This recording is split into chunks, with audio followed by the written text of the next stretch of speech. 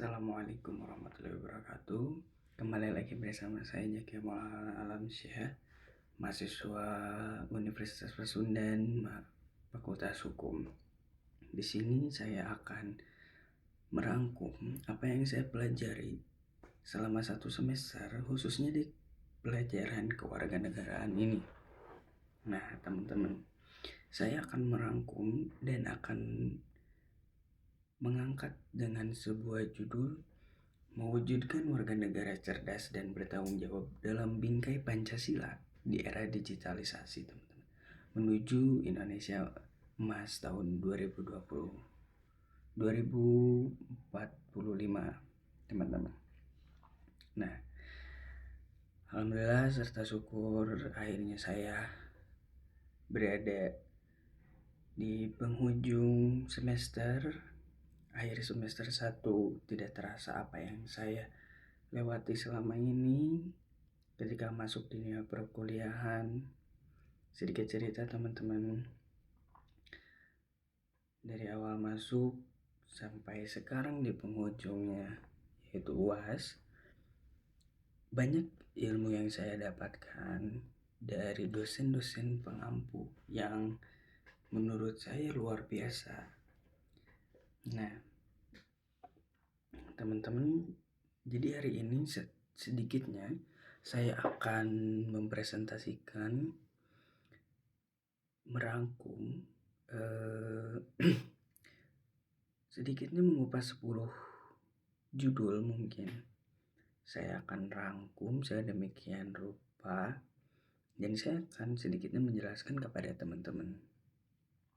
Nah, apa saja yang akan saya rangkum? Yaitu 1. Warga negara cerdas di era digital. Lalu, hak dan kewajiban warga negara. Ketiga, negara dan konstitusi. Keempat, pendidikan demokrasi. Kelima, reformasi dan penegakan HAM. Keenam, ada bela negara. Ketujuh, etika dan moral dalam berbangsa dan bernegara. Nah, yang kedelapan, wawasan Nusantara. Dan yang kesembilan, pendidikan anti korupsi, hingga puncaknya yaitu filsafat Pancasila, teman-teman, sebagai perekat sempurna. Semua ini bukan terpisah, tapi satu rangkaian menuju Indonesia Emas 2045. Mari kita jelajahi satu persatu dengan contoh nyata di kehidupan kita. Nah, saya akan menjelaskan tentang warga negara cerdas di era digital. Nah, hadirin, teman-teman, mari kita buka dengan tantangan terdepan. Warga negara cerdas di era digital ini, khususnya warga negara Indonesia, menurut laporan WR Sosial 2025, ada 220 juta pengguna internet di Indonesia, lebih dari 80% populasi yang ada di Indonesia khususnya. Tapi data Kominfo pada Januari 2026 menunjukkan 26% konten viral adalah hoax atau misinformasi. Nah, di sini bahayanya, teman-teman, ketika kita tidak bisa memisahkan apa yang hoax dan yang benar. Kita harus, sebagai warga negara yang cerdas di era digital ini, kita harus mengetahui mana yang hoax, mana yang benar.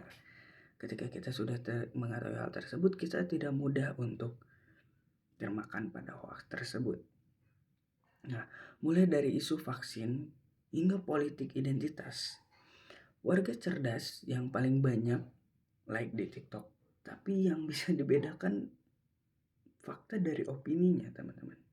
Nah, banyak warga negara Indonesia yang termakan oleh hoax.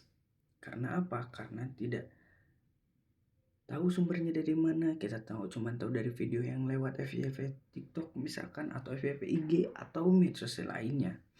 Nah, maka kita tuh harus cari sumbernya dari mana, ini benar atau tidak. Maka dari situ kita tidak termakan oleh hoax. Analogi sederhananya seperti nelayan di pantai Jakarta Utara atau Pangandaran lah boleh, yang pilih jaring bagus untuk tangkap ikan berkualitas, bukan sampah. Contoh nyata, saat pemilu 2024, kampanye Cek Fakta oleh Mavindo selamatkan jutaan pemilih dari hoax generated deepfake Jokowi sampai Prabowo. Di era ini, literasi digital termasuk privasi data sudah diatur oleh Undang-Undang PDP 2022, lindungi kita dari big tech, yaitu big teknologi. Tanpa kecerdasan ini, hak kita sebagai warga negara bisa dirampok. Pertanyaan untuk Anda, untuk teman-teman sekalian, sudahkah handphone Anda jadi senjata bela negara atau justru jebakan disintegrasi? Ini lantas mengalir ke hak dan kewajiban kita, teman-teman. Makanya kita harus cerdas sebagai warga negara Indonesia di era digital ini, teman-teman. Banyak tantangan yang kita harus lalui. Nah, masuk ke hak dan kewajiban negara. Hak dan kewajiban negara adalah fondasi utama bagi warga negara Indonesia karena sudah diatur dalam Undang-Undang tahun 1945 pasal 227 ayat 1 dengan tegas menyatakan segala warga negara bersamaan kedudukannya di dalam hukum dan pemerintahan. Hak kita adalah pendidikan gratis, yaitu pasal 31. Kesehatan di pasal 28 hak dan kebebasan beragama pasal 29, teman-teman. Kewajiban adalah kita harus taat hukum, bela negara, dan bayar pajak seperti program KPBU yang menghasilkan 400 triliun pada tahun 2025. Nah, di era digital, hak berpendapat pasal 28E tak boleh jadi cyberbullying. Seperti kasus viral di X Twitter yang dipicu konflik sara. Contoh positif, petisi online Save Betawi yang di Jakarta yang susah lindungi warisan budaya Jakarta. Keseimbangan ini ciptakan masyarakat harmonis. Ki Hajar Dewantara pernah bilang, ing ngarsa sung tulada ing madia mangun karso tut huri handayani. Dengan arti beri teladan, beri kemauan, awasi dari belakang. Hak dan kewajiban sama dengan anarki. Kewajiban tanpa hak adalah tirani. Dan siapa yang mengatur ini semua? Yaitu negara kita melalui konstitusinya, teman-teman. Makanya kita wajib sebagai warga negara untuk mendapatkan hak kita dan kewajiban kita sebagai warga negara. Itu sudah diatur semua dalam undang-undang, teman-teman. Nah, masuk ke penjelasan negara dan konstitusi. Negara dan konstitusi adalah arsitek bangsa kita, teman-teman. Indonesia adalah negara kesatuan berbentuk republik dengan Undang-Undang Dasar 1945 sebagai konstitusi tertinggi, teman-teman. Dokumen ini disahkan pada 18 Agustus 1945. Atur trias politika, yaitu eksekutif, presiden, legislatif, DPR, yudikatif, Mahkamah Agung, dan Mahkamah Konstitusi. Dan ada amandemen di tahun 1999 sampai 2002 pasca reformasi, tambah hak asasi dan otonomi daerah, cegah kembalinya orde baru di mana kekuasaan terpusat. Nah, bayangkan teman-teman, konstitusi seperti pohon beringin di halaman istana. Akarnya Pancasila, batangnya UUD, cabangnya undang-undang turunan. Tanpa ini, negara ambruk seperti Timor Leste yang pisah di tahun 1999. Di 2026 ini, MK baru saja putuskan sengketa Pilkada Jakarta. Bukti konstitusi hidup, teman-teman. Konstitusi ini diajarkan lewat pendidikan demokrasi agar kita tak ulangi kesalahan sejarah yang kelam. Begitu, teman-teman. Sekarang masuk di pendidikan demokrasi. Pendidikan demokrasi adalah sekolah kehidupan kita mulai dari BPUPKI 1945, ajarkan musyawarah, dan kini kurikulum merdeka di sekolah-sekolah integrasikan PPKN dengan 20% proyek demokrasi, simulasi DPRD sekolah, debat Pancasila, Kemendikbud data 2025, 15 juta siswa ikut pemilu remaja Nusantara, teman-teman. Nah, dari sejarah Orde Lama ajar, demokrasi terpimpin. Reformasi lahirkan undang-undang sistem pendidikan nasional. Contoh, di Jakarta, SMA 8 Jakarta adakan parlemen siswa, kelola 500 juta OSIS, latih anggaran transparan. Nasional, pilkada negara pada di Jatim 2025.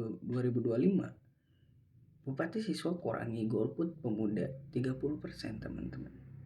Hebat ya. Nah, analogi kan seperti ini, teman-teman. Seperti ladang di sawah, di Karawang, tanam benih musyawarah, panen kerakyatan. Gus Dur, demokrasi adalah musyawarah mufakat, bukan majority cross minority, teman-teman. Era digital, ajar cek fakta via Google Fact, cek tools, atau cegah populasi pemilu 2029, data BPS 2026, partisipasi pemilu pemuda naik 15%, bakat pendidikan demokrasi ini, teman-teman. Tantangannya ada pada guru PPKN, kurangi 20%. Guru PPKN, ya betul, kurangi 20%. Solusi pelatihan Kemendikbud. Di masjid-masjid Jakarta seperti Istiqlal, kajian demokrasi Islam digabungkan dengan Pancasila. Ini jembatan ke reformasi HAM, teman-teman. Nah, di sini saya akan menjelaskan tentang reformasi dan penegakan HAM. Nah, reformasi dan penegakan HAM itu lumayan lama, teman-teman. Darah dan air mata di tahun 98, mulai 12 Mei, Trisakti, 4 mahasiswa tewas, picu demo Semanggi, Soeharto mundur, hasil Trisakti Agreement lahirkan UHAM. Di KUHP baru pada kemarin disahkan, terapkan pasal 421 pidana diskriminasi. Kasus aktual Munil 2004 masih bergulir. Papua 12 November 2024 dan Intoleransi Ahmadiyah Jakarta 2025. Data Komnas HAM, 40% pelanggaran aparat, 30% SARA, reformasi tambah El Nino 2025, hak air bersih. Dalam pandangan mahasiswa Islam, Quran Surat An-Nisa ayat 135, tegakkan keadilan, teman-teman. Analoginya seperti ini. HAM seperti pagar Monas, lindungi ruang Pancasila. Tantangannya adalah impunitas 70% kasus amnesti 2026. Solusi pengadilan ad hoc di Jakarta, Museum Reformasi 98 jadi pengingat. Ini dorong bela negara humanis, teman-teman. Nah, di sini masuk lagi di bela negara. Bela negara bukan seragam doang ketika TNI atau Polri memakai seragam untuk membela negara. Oh tidak, kita sebagai warga negara itu harus bela negara, teman-teman. Dalam Undang-Undang 3 2022, kesediaan dan kesanggupan mempertahankan NKRI. Sejarah Sumpah Pemuda di tahun 28, proklamasi di tahun 45. Orde Baru wajib militer reformasi inklusif via Permenhan 2020. Data Kemhan 2026, 100.000 relawan bela negara, termasuk hacker etis, lawan 500 serangan cyber Rusia di tahun 2025, teman-teman. Contoh, Jakarta Komunitas RW 01 Tanah Abang, evakuasi banjir Januari 2006, selamatkan 500 jiwa, teman-teman. Dan di Natuna, TNI evaluasi nelayan 2025. Program bela negara digital, latih 70.000 negara memverifikasi hoax. Nah, masuk di segmen etika dan moral dalam berbangsa dan bernegara. Akhlak dan moral itu wajib bagi kita sebagai warga negara Indonesia, teman-teman. Ketika kita tidak bermoral atau tidak berakhlak, maka identitas kita sebagai warga negara Indonesia itu hancur. Menurut saya, warga negara Indonesia dikenal oleh seluruh dunia atas kesopan, ramah tamahnya kepada sesama atau orang lain, apalagi kepada keluarganya. Etika dan moral ini harus ditegakkan, teman-teman. Aturan tertulis seperti Kode Etik ASN Perpres 2025, moral nurani seperti gotong royong, harus dikembangkan. Kita harus bermoral dan beretika, teman-teman. Kita masuk ke segmen anti korupsi. Mengapa kita harus perlu mengingatkan pendidikan anti korupsi, teman-teman? Kita tuh harus menanamkan pendidikan anti korupsi kepada saudara kita atau kepada adik-adik kita, biar bangsa ini terselamatkan.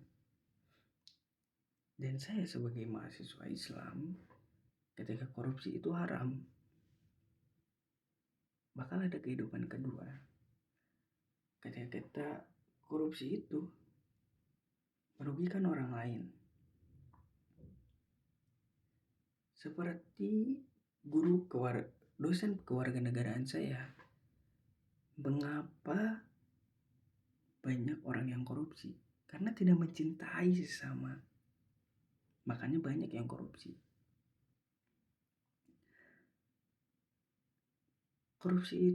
Pendidikan anti korupsi itu harus diberikan kepada seluruh siswa, seperti vaksin.